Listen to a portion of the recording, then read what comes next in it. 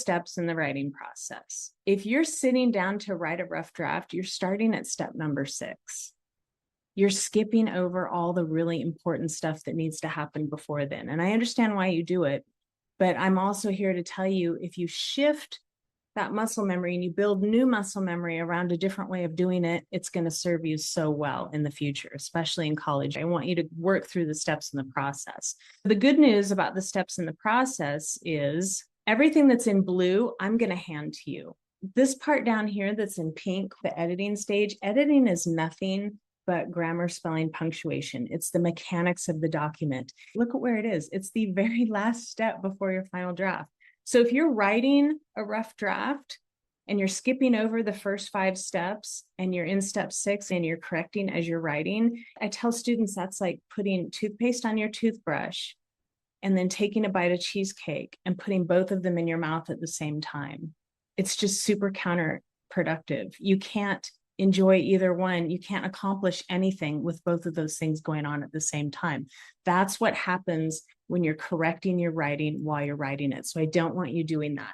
What we're going to focus on tonight is this step right here, step number 2. Because like I said, everything in blue I'm going to hand you. So I'm going to hand you the formulas for YS and Y major. Next week, I'm going to give you the formula for every single essay that you're going to write as an undergraduate. You're going to have the rhetorical mode and the organizational method. You're going to know how to use it. But tonight we're going to talk about pre-writing. Pre-writing is just a technique to generate ideas. There's a lot of different pre-writing techniques, but we're going to focus on free writing because it's the easiest way to get words on the page.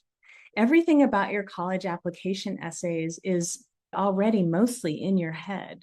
But the problem is I can't get in your head. I can't see those words until those words get out onto the page.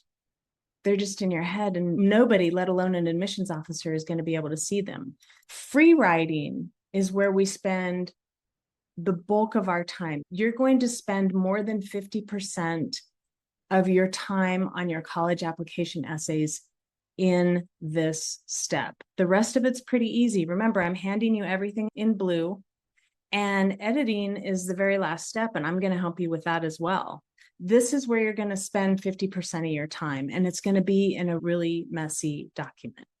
Not every school is going to ask you for a Y major and or a YS essay, but a lot of them will. So this is my recommendation.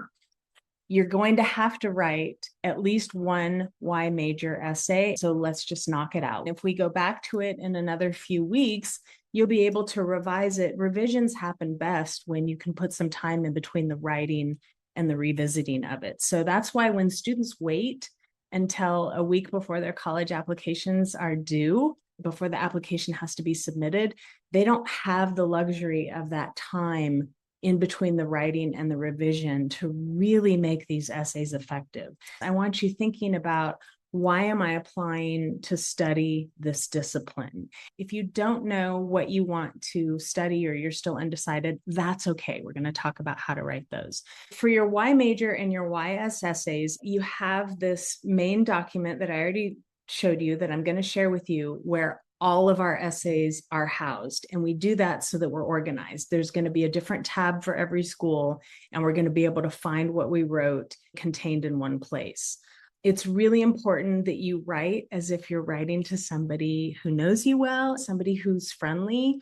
I don't want you to be overly academic or try to sound smart. It almost always backfires. And I also don't want you to let other people come in and improve your writing, because the more your voice sounds like you, the more the admissions officer can start to feel like they get who you are. That's what they're looking for. They know that they're looking at 17-year-olds, so they don't expect you to speak like somebody my age who has 4 college degrees and a lot of experience in this realm. Nobody can write your story the way you can, and it's so important that you show them who you are. So I hope that you understand why it's so important that you be the one who writes these essays, nobody else.